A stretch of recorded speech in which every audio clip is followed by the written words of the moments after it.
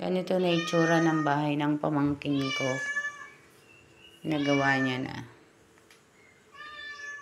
Binata lang ito ha. Pero nakapagpagawa ng bahay niya.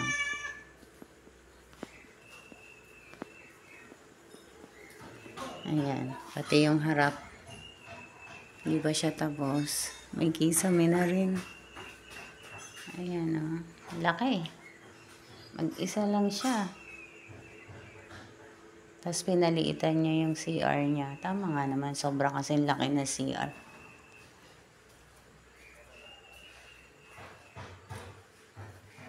Diba? Laki. Okay. Ang laki.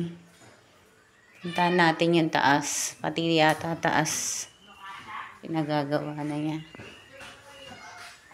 Kaya tayo. Ayan. Oo nga, 2 kwarto. May tiles na rin pala sa taas. Ayos. Ito, kwarto. Isa. Ayan. May bintana. Ito yung isang kwarto. Tapos yung isa dito. Ito yung kanyang kwarto talaga. Tapos, papunta sa terrace. Ito, yung terrace. Ito yung kanya mga ibon, no? Ayan, tinur ko na kayo sa bahay niya.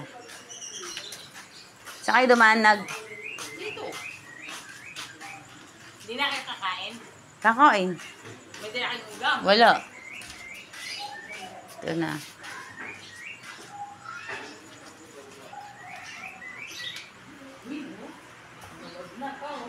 Maluwag na nga.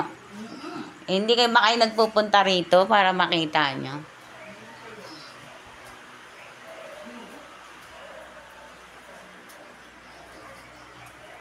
Laki ng kwarto niya rito. Saan? Ayan. Saan? Ito? Pateres. Ito, pangges. Oo.